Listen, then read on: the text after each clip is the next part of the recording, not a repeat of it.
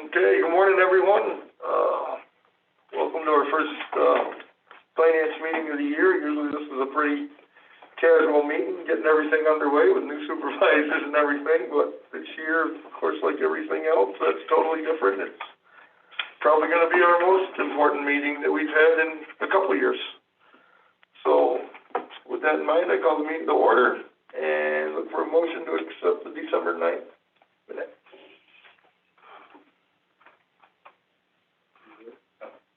Moved by Jay Scully, seconded by Cassie Dana Hogan. Any discussion? All in favor say aye. Aye. Opposed? Carried.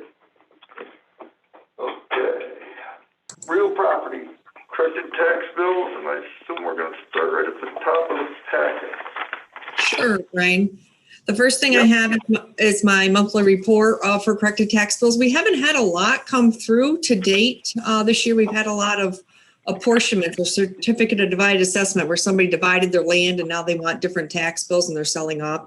So normally at this time of the year I have more than this on my list, but right now we only have a few. The one that is in the town of Greenwich.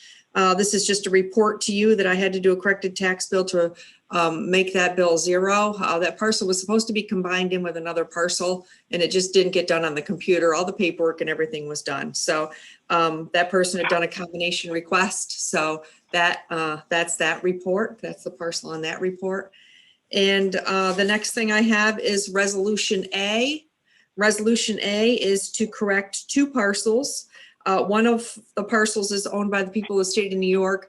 That should not be taxable, so we need to fix that. And then the second one is a sewer bill that was erroneously re-levied onto the town and county tax bill. The bill was paid timely, should not have been included. So that's all I have. I just need So do I have a motion to move that resolution A? Yeah, moved by Dana Hogan, second by Kathy Fedler. Any discussion? All in favor say aye. Aye. Opposed? Carried. Okay, so next we're on to. I do have one other thing. Okay. Right, I do have one other thing. We just found out the other day that we're not going to be receiving a sales scan reimbursement. Since 1999, we've been scanning sales onto the computer and we forward that file to New York State.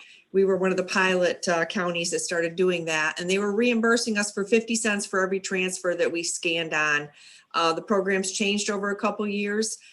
They don't need to have, I mean, we still have to scan them in, but they're not going to give us the reimbursement. It was approximately about $1,000, $1,200 maybe a year we were receiving in that. We have not actually received the payment for 2021 or any of the any of the 2021 or one payment in 2020, I believe.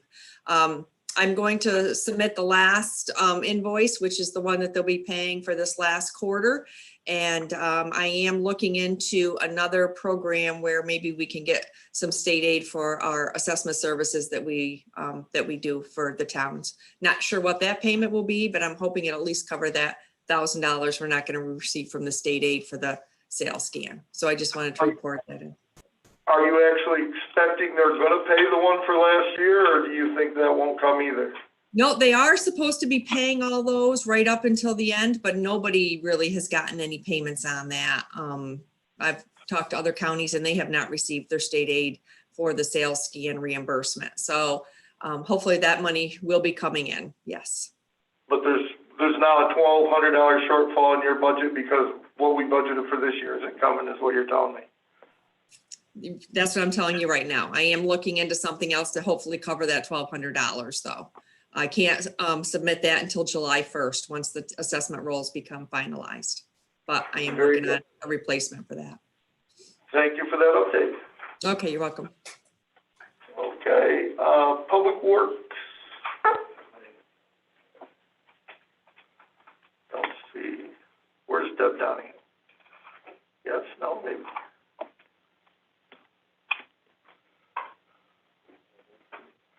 No, well, I guess I'm not looking on page 2. But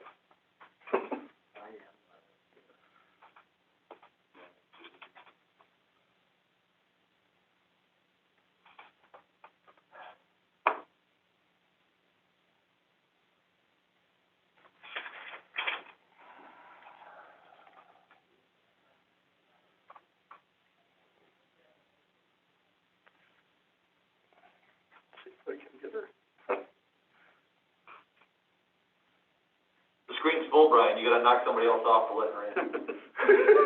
No, there's two You gotta pull somebody else off the island. I don't think that's how it works. I think they... I offer myself a sacrifice.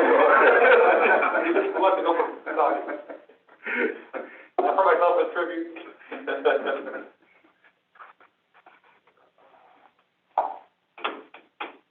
He's trying to sign out.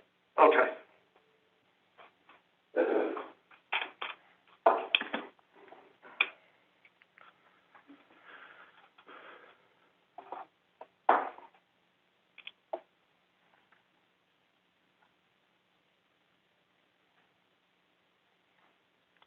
We see her. She's almost here.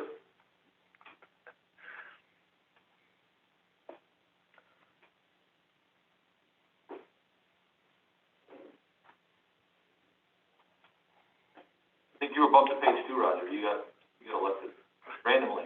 Excellent. Alphabetical order, I'm always used to. Okay, Deb, we're ready for you. I'm mute. You're muted at the moment.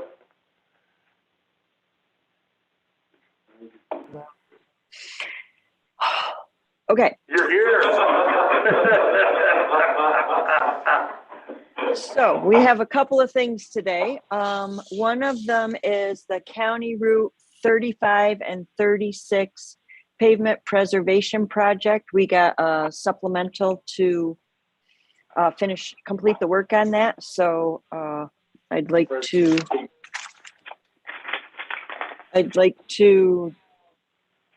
pass the budget amendment, right, Al? Do I need a budget amendment? You have a Marcelli amendment, and so you got resolutions B and C in the packet. Yes. The two resolutions are two separate ones. One for the Yeah, but we amendment, one for the budget amendment. No, it's just two resolutions to do the same thing. Okay, so can we do that? Or what do you want to do? Talk about it more or? I'll move B. Jay Scully's gonna move B. Is there a second? Cassie Fedler, any discussion on that? With seeing none, all in favor say aye. Aye. Opposed? We're carried. Okay, now resolution C is the budget that goes with it. And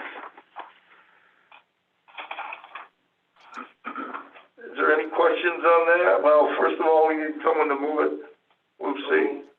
Moved by Dave O'Brien, second by Cassie Fedler, John Rozelle, Jay Scully. Any discussion? It's already done, right, Deb? The project? Yes. Yep. Okay. All in favor, say aye. Aye. Opposed? Carried. Easy. Once you got here, Okay. that was good. Next. Sorry. So we put out a bid. As you remember, OFA had some money from a grant, I believe it was, to buy cars. So we put out a bid for the cars and it came back, and the winning bid that meets everything is the lowest bid, which is $25,036.04. It's for a Ford Escape S model with all-wheel drive. So we looked into this. The grant, from my understanding, has enough to buy a little over 2 cars, but there is more money that can be moved so that we can buy 10 cars with that grant. It was We actually also a little looked- over 9 cars. What did I say? You said 2. 2? Okay, sorry. So there's there's actually enough to buy 9.26 cars. There we go. But Gina looked into her budget and was able to make it so that she could purchase 10. We looked at carpool and what our requests were for the budget for this year. We had 3 cars and 2 minivans, and I talked with Jamie about this, and this bid meets those needs for our department. So we were hoping that we could put in for those 5 cars as well. I talked to Tammy in DSS about the 3 cars that she usually gets, and we discussed it, and these cars will meet her needs as well. So I wanted to recommend awarding it the bid to Vance Country Ford for $25,036.04 for 18 cars. Okay. So if you remember how this all started was in November when we were worried about even being able to get cars, and this one fit under the 3 to 4 months, I think, where we ended up at. That was what was in the bid. And to get this, and the fact that we could get as many as we wanted, and the fact that we should have them before June, and it really replenishes a flailing carpool due to the COVID restrictions and getting any vehicles. So it just made sense that if anybody could fit under this to make them fit, Deb did a great job making that happen and coordinating with the different departments. And so I think it's the right thing to do. If we accept this, then we'll have to also do an amendment to Gina's budget to move some .4 money to .2, so the grant finishes out the 10th car, but it just makes the most sense. Under this, you're like paying for one and getting 12 free, so it's the opposite of Baker's dozen. So that's quite a deal. That's not county dollars, and only the ones in carpool are actual county dollars. So this is a significant help to carpool, and I just need a motion to move that one forward. Moved by James Griffith, second by Cassie Fedler. Is there any discussion on this? Dana Aff. I think we should do this, but we all know, just like a few years ago when we had to replace a whole lot of computers because we purchased a whole lot at one time. Are we now in about 4 or 5 years going to have a whole bunch of cars we have to replace because they were all purchased at the same time? Well, it could be 5 to 10. I hope they last longer than 3 to 4. So, but you're on the right track. That could be the case. But right at the moment, it's the best deal because it's not on county dollars. Even if it's on county dollars the next time, it's not this time. And I think what we should do is in maybe, I don't know, 6, 7 years, start cycling out a few of the highest mileage ones so that we don't have a big lump sum renewal coming up for cars. We learned that lesson, I think, with laptops. Yep. You're very correct, and I think Deb already has that on the radar. John Roselle? Well, this is just a quick note to think about in the future. If we look at the auction from our last cars, a lot of them the frames were rusted. And maybe we can look into maybe having a portion of these undercoated over next 3 or 4 years. Or sprayed. You understand what I'm saying? We've lost cars with 100,000 miles because the frame was rusted. And where you could get 180,000 for the cost of spraying oil on them or something, undercoating. That's just something to think about in the future. So we are looking into the whole carpool, everything, because one thing that the truck rotation of 7 years, we think that's working really well. So we're trying to look into something like what Dana was talking about so that it wouldn't come all due at once. And also, I know that we undercoat the highway cars, but I'm not sure about the other ones. So I'll check into that, John. Thanks. Matt Hicks? Yeah, I don't want to derail this, but I think it's a great idea. I think we should move forward. The only difference in the bids is that, $264. The one we're going to award is an Escape S as opposed to an SE. I think there's just a difference in a few options. The options may be irrelevant to us, so it doesn't make any difference. Let's take the lower bid. But I'm wondering if there's a lot of other options on the SE that are worth more than the 264 that, I don't know, can we give them the discretion to talk to the department head to ask them if it's worth the $264 to get whatever the difference is? Because I think the base is probably the same. I think it's probably just some little things that add up to a little bit more. But I don't want to have to derail this to wait another month. Yeah, I think you'd have to rebid it because the specs would change Well, technically. No, they both meet. The S meets the specs. Yes. So it's the lowest bid that meets the specs. So you'd have to rebid a different spec to put that one out because it's your lowest bid. Is that right, Rod? The second bidder didn't meet your spec for delivery time either. Okay. I'll move it then. Is that a second from Dana Hogan? That's 18, Or is that number 18 on it. Okay, we already had it moved, okay. Sorry. Was, Alan Millette, did you have your hand up? Yeah, just a couple quick questions. One, have we confirmed with the dealer that we can get 18 instead of 8? Yes. Yes. The base price is 28, comes down to 25. Was there a rebate missing in that box that's blank? See how the other one was I didn't- 30 and had a $4,000 rebate? I didn't No. ask about the rebate, but I did confirm that the bid price was $25,036.04. And the last question I had was, I noticed that this is in Oklahoma. Is that price delivered? Yes. Okay. John Rizzo. Yeah, 120 to 180 days. Does that cover all those amount of cars? Yes. I believe so. I didn't specifically ask that, but he said that he didn't think he was going to have trouble getting these cars. So hopefully that's true. You're getting In, the in car. in all honesty, what I've heard is the South really isn't having the problem Northeast is having, which makes no sense to me, but that's the way I've heard the story too. So I don't really know. It happens to be that Oklahoma got the bid, so maybe that signifies there's some truth to that. But Alan, So Brian, when the packet goes out tomorrow, will it have a budget amendment in it so that we can cut the purchase orders? we'll do that. We want it in it. We'll do that as soon as we do this one. Okay. I don't know what letter it will be, but we'll do it next just so we don't forget it. Okay, thanks. What's that? I don't think there's a resolution written in your. No, well, I know what That's it what I'm is. asking. Yeah, I'm just gonna put it out there. Okay. Okay, all in favor, say aye. Aye. Opposed? Carried.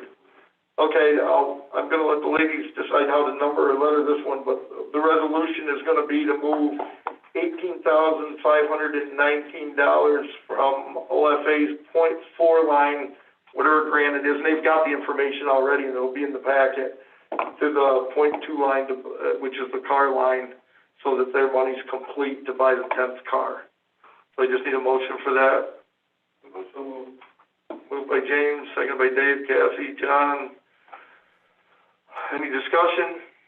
All in favor, say aye. Aye. Opposed? Carried. Thank you, everyone. I think that's a very important part of our year getting started. Thanks. Okay. Thanks, Deb. That was it, Deb? We're good? That is all I have for today. I'll see you in a few weeks at my committee meeting. Thanks so much. Okay, Treasurer, monthly reports. So I may have lied to the vice chairman. I told him I didn't have any bad news today, and that was shocking. So I do have one little piece that's informational that may not be great news. So let's start with the good news. You got the finance packet. You see that the final sales tax deposit came in this morning. We were able to get the numbers last night so that we could have it for today, so that was very helpful. So we finished the year $3.7 million over last year, $5 million over budget. So all in all, can't really complain about that. The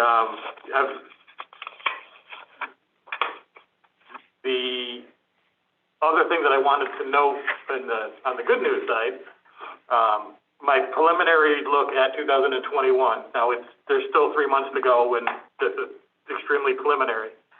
I'm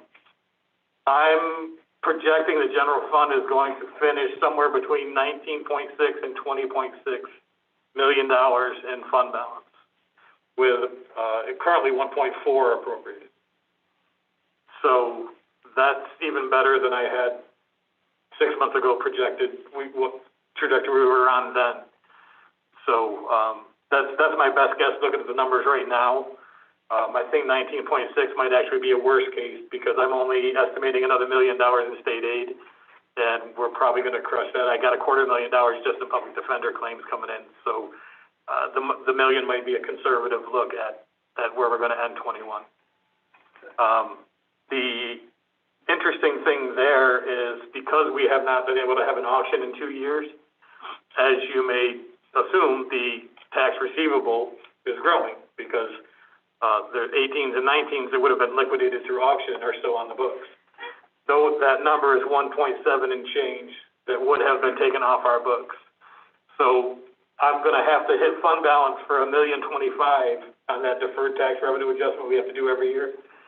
If the auction had happened, instead of $1,025,000 reduction, I would have had a $709,000 increase. So it's a $1.7 million swing just in the outstanding tax measurement that we do on the books every year by not having the auction for 2 years. So that's a significant number. So not only are we cash flowing an additional $1.7 million, there's a direct impact on the actual fund balance side of things as well. So we're holding the bag on that receivable, and it's actually detrimental to our fund balance. I mean, another $1.7 million swing, now you're at the $21 million fund balance mark, and that might spark some other conversations. So eventually that is gonna happen though when we Right, so get there. I'm assuming that no matter what happens, even if it's renewed on the 15th, which unfortunately I think that it's probably going to be, I think that at some point this year it will be lifted. I can't imagine going for a third year, because honestly we're not helping anybody. We've taken people that would have had 3 years delinquent and made now 5. They're going to get so deep in the hole that they just can't ever dig out. I don't know that we're helping them. That's just my opinion for what it's worth. But at some point this year I expect to have an auction. And it might be 3 years worth.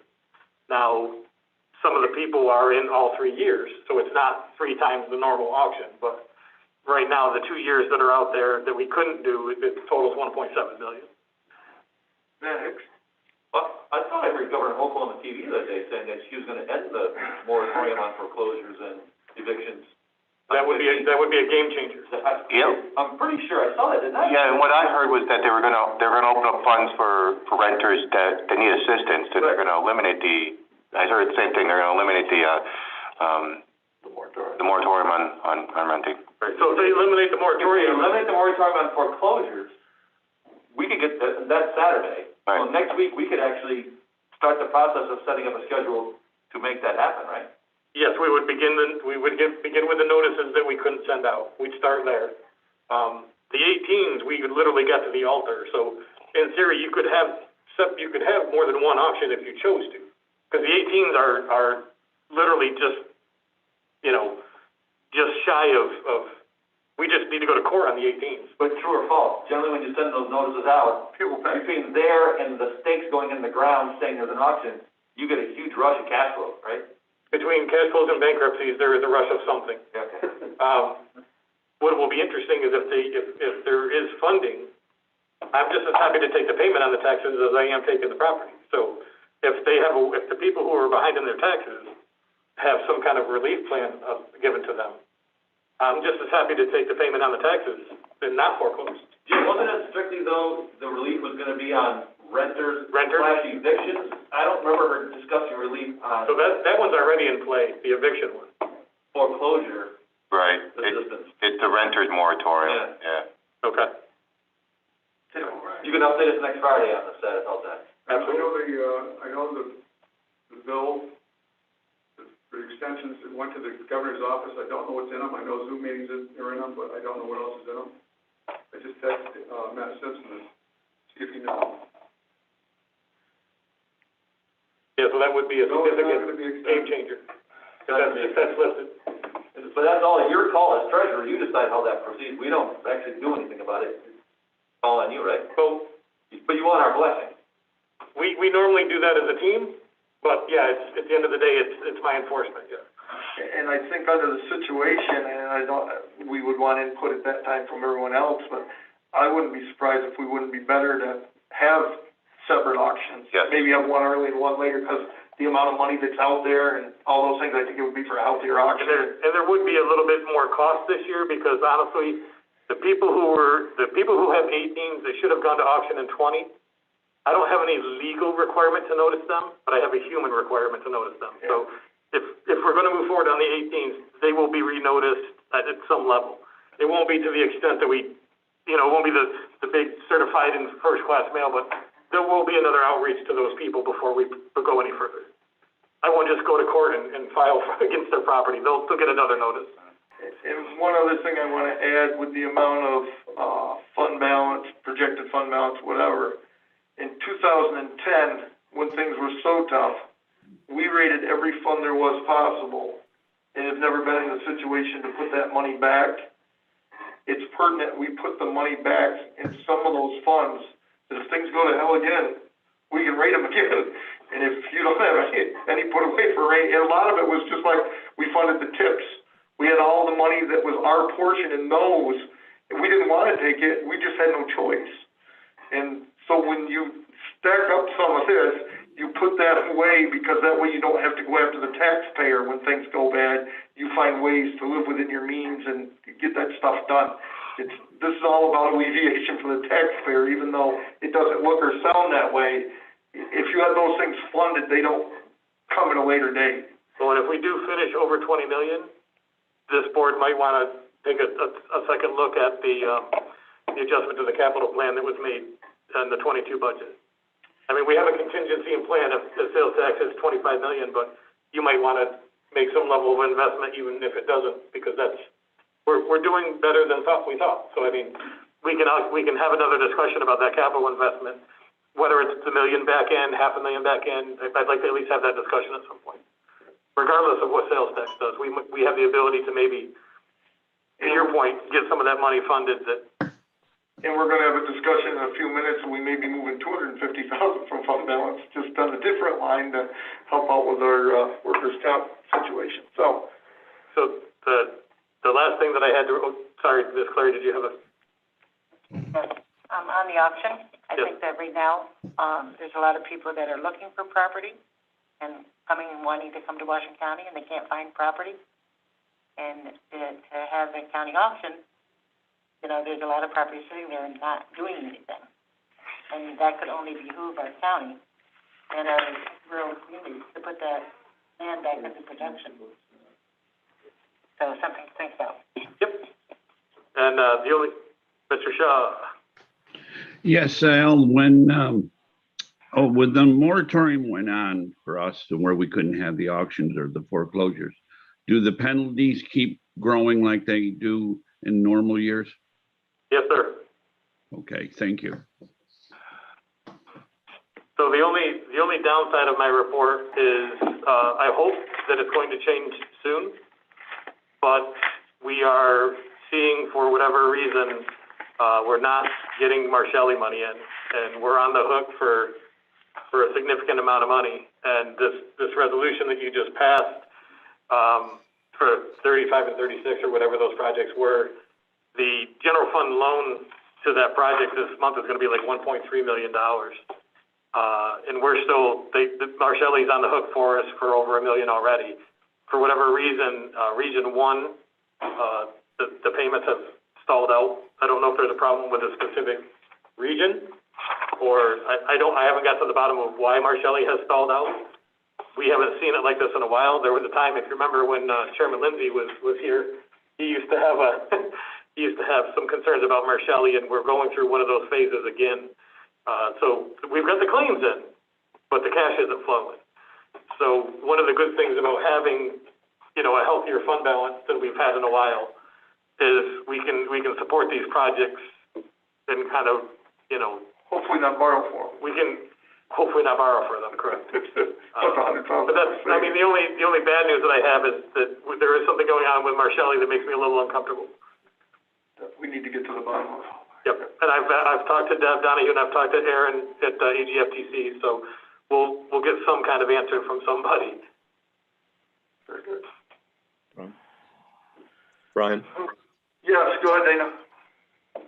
To Dan Shaw's question, Al, you said some of these properties are 5 years. Is that 60% interest? So it's going to be 17 in year one and then 12 in each of the years subsequent. So it's 1% per month. Yes. 5 years, 60%. They'll never be able to dig themselves out. That's, I feel like we haven't done them any favors, but maybe something will work out. I don't know. It's typical of government. You take a good idea and screw it up. Hallelujah. Not wrong. Dave? They'll probably never pay them, but some pay them earlier. Is there any way we can forgive part of the interest? That's not up to us. It was up to us at one point.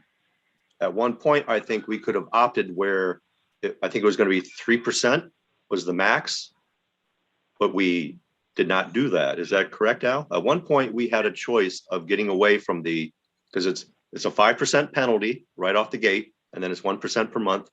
But I think at one point we had a choice of decreasing what we would take in interest. You can't waive the penalty. The penalty is fixed, but our interest. I think that legislation is still stuck in committee, Dana. I don't know that that's actually made it through yet. Yeah. I thought it was a choice that we had a few years ago, and we decided not to. Not that I remember. I think we thought we did and found out that we didn't, I think was how that basically went. And then we tried to get legislation, and that's, like you said, got stuck in committee. I know that Kerry Warner introduced legislation a few years ago that addressed the interest rate and it addressed the reverse order payments. That's gaining some traction again, but it hasn't made it out of committee yet. I thought the reverse order of payment was done. Okay. Not yet. Thank you. Okay, so we are on to, Brian, the amendment. before we let Al go, I had a question for Al. Good. Al, do you suspect that the inflationary rate is going to affect what our sales tax will be next year? Absolutely. And what's your gut feeling? As long as nothing drastic happens, and I'm going to preface it with that statement, I don't see 2022 going down for us. I don't know that there's going to be a huge spike, because I think some of the spike in 21 was the extra, stimulus money that isn't going to come again. But you're going to be paying more for the things that you buy. So if you're paying more on things that are taxable, then we will be receiving more in taxes. We're seeing a significant increase in the amount of gasoline tax that we're getting already. So that isn't going to dry up anytime soon, to your point. It wouldn't shock me to see 22 stay at the level that 21 was, at least close to that level. Okay. Thank you. I don't know if inflation will give people less discretionary money is the problem. Right. That's hard to tell. It's just the wages have gone up so much too that if you're still living the same way as you were living and didn't change anything, you got more money, you're spending more money. This morning I heard, so wages went up across the board 5.8%, but inflation's up 7%. So we're a delta negative 1.2%. Right. And what the impact of that is. Right. There's still a ton of money that people have saved. So how much have they saved in order to, spend in the economy this year coming up? And then with the interest rate, waiting on what the Fed's going to do. So it's, yeah. And they claim that people waiting for new cars is such a tremendous number that that'll change everything too, so. Unless there's hope that the market stays strong for a while. Yeah, because if that doesn't, we're in deep trouble. Very good. Okay, we're on to resolution E. Sue had a good question. The online gambling. Does that come to the counties too? The New York State just legalized and started the online gambling. Yes, ours comes through Rivers Casino. And the online gambling would come through that too? So what do we? Yeah, because Rivers is our agent for the online. When we get our first quarter 2022, it will include the new book. Does that depend on which online app you're using? Because the app I use says that the logo is the New York State agent. So I should use the one that has Rivers as the New York State agent. Or stop down the Rivers and. But we had 200,000 in the budget for 21, and we'll we're gonna top over 4, so we're gonna double the amount that was in the budget for 21. But there's 400,000 in the budget for 22, which would have been pretty much on par if this didn't happen. So you're probably gonna beat the 400 that's in the budget for 22 as well. Barring any more complete shutdown again where they can't Yeah. operate. That's a plus 550, right? So if they take that extra 5% salary and invest that in the blackjack or whatever, so.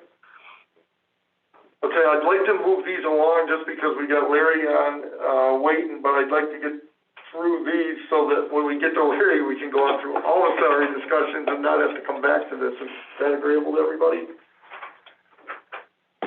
Okay, E is the county clerk's carryover of a grant that it was already recognized last year. We're just moving the money to this year, so I need a motion. Moved by Cassie, second by Dave. Any discussion? All in favor, say aye. Aye. Opposed? Carried. F is basically the same idea at Office of the Aging. Motion. Moved by Dave, second by Cassie. Any discussion? All in favor, say aye. Aye. Opposed? Carried. G, another one at Office of the Aging. Motion. Moved by Sue Clary, second by Dave. Any discussion? All in favor, say aye. Aye. Opposed? Carried. H is DSS, same ordeal. Moved by Sue Clary, second by Dave O'Brien and Cassie Fedler. Any discussion? All in favor, say aye. Aye. Opposed? Carried. I is to authorize the chairman to sign the coroner physician contract. Yeah, Kathy Feather, Brian. Okay, Cassie. I can't hear you. Did we get both D and E for the clerk? I thought we only did one of those. Oh, you could be right, I'm not sure. Because there was the historian money We and missed then D, okay, yeah, my mistake. So that means Cassie's gonna move D? Yep, Is there a second? Second. James Griffith, thanks Cassie.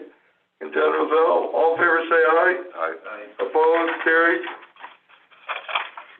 Okay, I is the physician's contract for the coroners because they have to have a physician. We don't have any choice in this matter. This is what we have. Is that right, Roger? Yeah, because we have elected non-physician coroners instead of a medical examiner, they need to be affiliated with the coroners.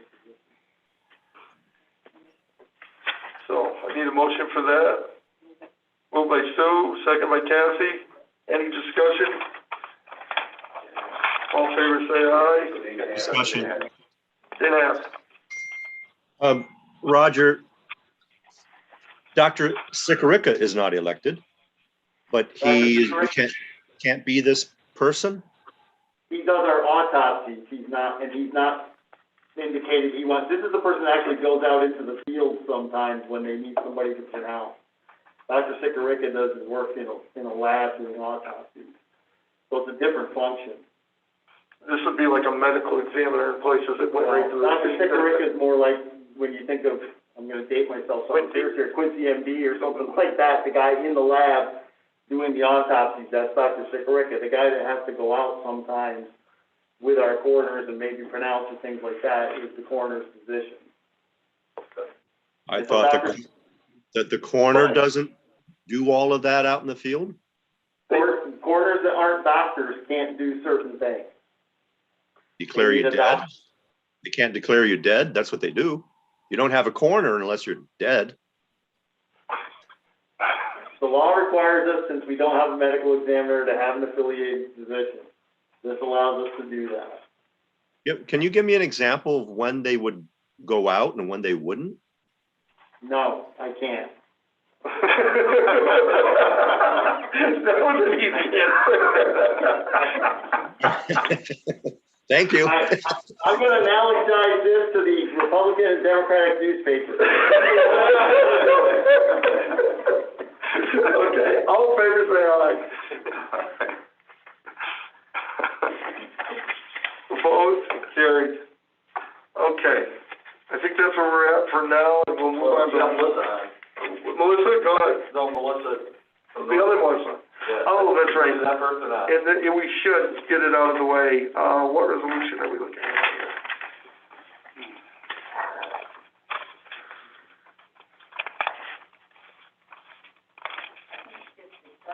It's just the chart? Okay. So, we'll take Melissa now from Nymer. Yes, hi, how are you? So you guys should all have a chart in front of you. What we did this year is I was made aware as of last year, and just the, how the history is repeating itself, that the workers' comp, excess workers' comp rates are increasing year after year. You'll notice on the chart that we put 2020 and 2021 on there. What happened with these years is we actually got locked in for a 2-year rate. So the rate didn't increase drastically from year to year. So we were knowing that going into this year, I wanted to put it out to market. So you'll see options A through D.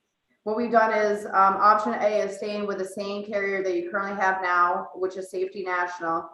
And you also have different deductible options for B through C, and that's with Midwest.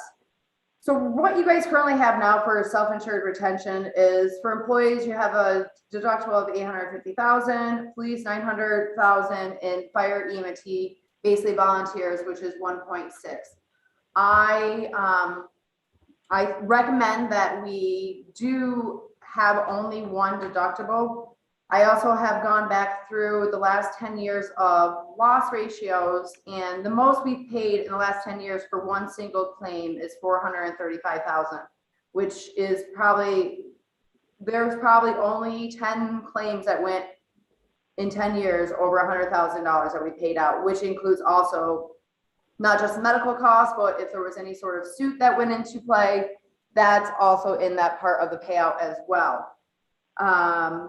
My suggestion is to change and to go with Midwest. Obviously, what you guys are comfortable with for the self-insured retention is totally up to the board. We gave options of $1 million, $1,250,000, and also a $2 million deductible. You will see the rates, which are highlighted in yellow at the bottom.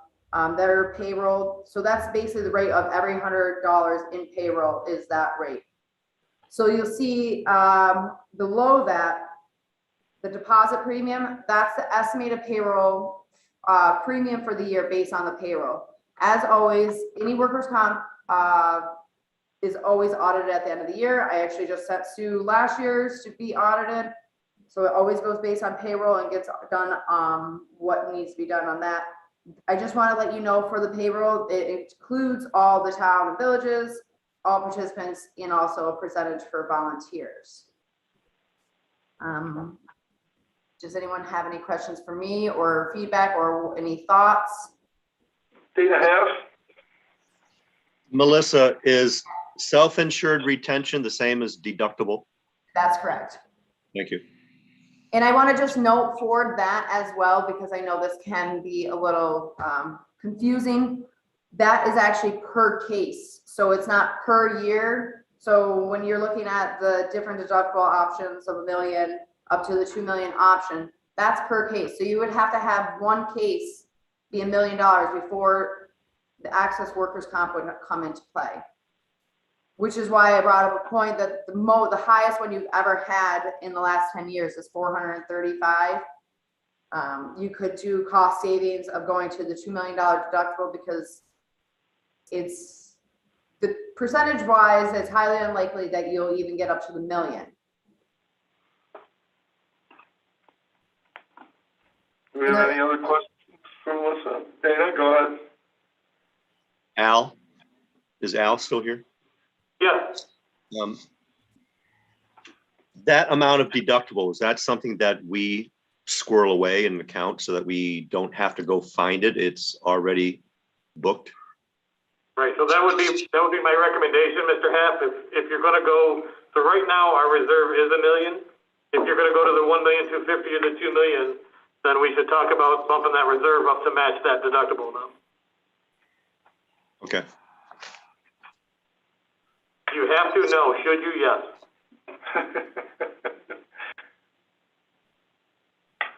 Any other discussion, any other questions for Melissa, Sue Clary? You said in the volunteer excludes all towns and villages for workman's comp. Is that what I heard? Includes. Yeah. So currently, right now, and I know probably the biggest claim that we have that's still in suit is that Whitehall firefighter. Even so, because I know it's, you know, in suit for over $1 million. I mean, just right now at the present time, your deductible for fire and EMT volunteers is 1.6 million. Just stating that fact as well. Because I know that Al just stated that you only have, right now up to, you allocate for $1 million. Very interesting. Next. Al, do I read that our premium rate is gonna go, well, first of all, our payroll is gonna go from 43 million to 47 million. Our premium rate for $100 payroll is gonna go from 27.8 cents to 35.9 cents. So our premium is gonna be significantly higher if we go to option B, right? Yes. Because both factors are increasing. So, Yeah. okay, so I just want to point out also, so between option A and option B, C, and D, Safety National accounts for volunteers a different way than Midwest employers accounts for, so the difference in premium, the payroll is $45 million, but Midwest actually accounts for a percentage of payroll for volunteers, and that's why they are 2.25 more in payroll. Okay, but still my question is, if you increase the payroll and you increase the rate per payroll, our premium is gonna go up significantly. And it's listed, and then that's listed there. Well, that's the deposit premium is 169, right? Yep. But that's not our total premium. Is that our total premium? It will be if the payroll isn't more than that. Total premium, yes, that's your estimated total premium. There is, I can never state for any workers' comp policy, access or none, that's your total premium, because it always go based on exact what you had in payroll for the previous year. So we're looking at a $50,000 increase in our premium? Yes.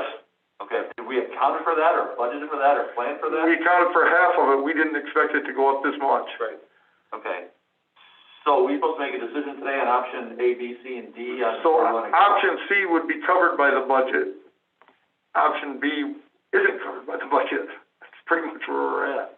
Okay, I hate to do this, to put you guys on the spot, the treasurer, the budget officer, and the administrator, do you have a recommendation about? Well, that's where I mentioned earlier that we were probably gonna want to put $250,000 for fund balance. That's what I prefaced this with when Al was talking, was we're probably gonna move $250,000 into where our $1 million is sitting, to have on hand, and go with option C. No. I'd be comfortable with C. Yeah. Yes, agreed. Okay. No, we need to start a process to set a public hearing and change the local law, because I would recommend you raise your reserve to $1,250,000. Yeah. That'd be just my recommendation. So what more do you need? Well, our premium will be $20,000 less by going from B to C, but we have to put an extra $250,000 into the reserve. Yes, that's what we need, is a public hearing to change that. And we're going to finish 21 with about 1.2 million. You have it. Okay. It would still leave workers' comp strong enough if you did that. Okay. I didn't understand all that, just trying to read the table. Right. I'm sorry, yeah. Do we need a motion to set a public hearing or what? So, Brian, I think if I understand Brian right, he's looking for a direction for Melissa to take and choose option C with the Northern Insurance. That's what we really need, That's what we is for, need.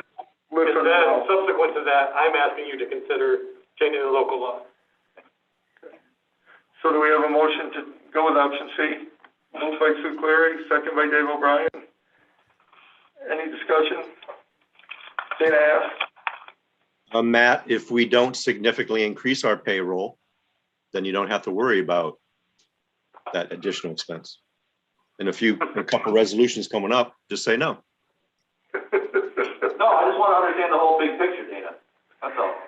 And I wanted to know what was in there now. What's the net delta change we're talking about?